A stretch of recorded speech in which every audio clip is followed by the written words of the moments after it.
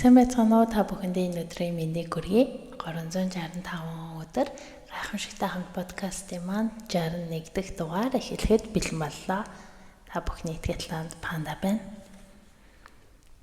Never doubt that a small group of thoughtful, committed citizens can change the world. Indeed, it's the only thing that ever has. Margaret Mead.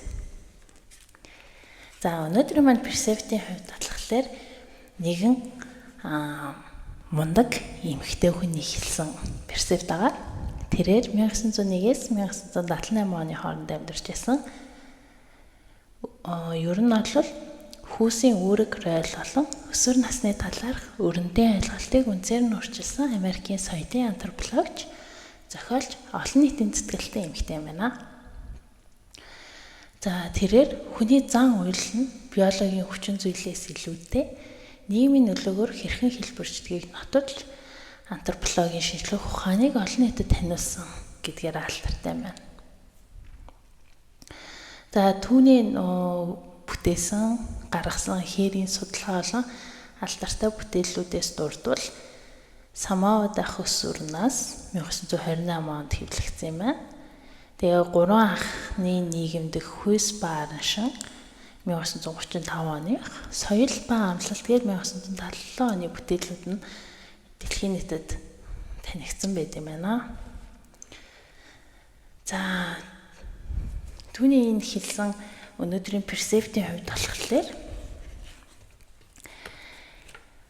жижиг юу гэмдэ маш хүчин чармаалттай бусдыг боддог жижиг групп хүмүүс иргэд дэлхийг өөрчилж чадна гэдэгт хизээч битгий эргэлзээ. Яагаад гэвэл дэлхийг өөрчилж чадсан зөвхөн тэд байсан. Их ингээд орчуулад хэлээд үзэхээр бас бид нар нөгөө тэгдэгтэй. Ялангуяа хамгийн их нөгөө нэг яг энэ ойлголт ажиглагддаг нь маань өөрөө нөх сонгуул үеэр миний өгсөн санал юу л болов гэж боддог хүмүүс амар их байдаг. За угаасаа миний нэг саналтай саналгүй гэд. Гэтэл яг энэ бодлын ард болохоор тантай яг ийм ижлэхэн бодолтой байгаа хүмүүс. За нэг биш нэлээд хэд байгаа гэдгийг санах хэрэгтэй.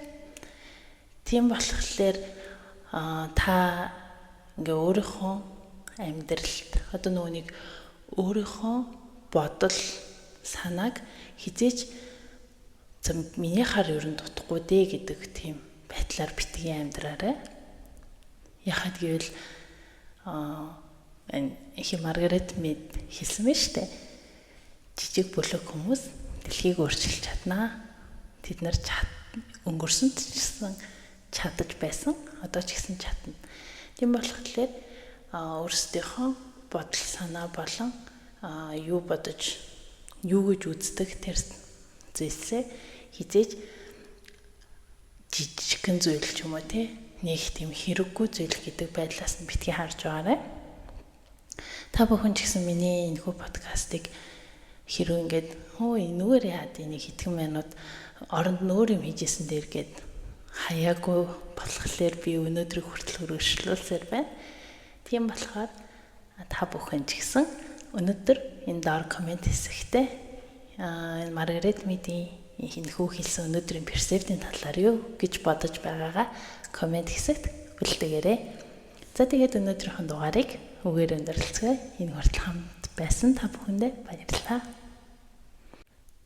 365 хоногийн турш чамтай хамт байх чиний итгэл таанд панда.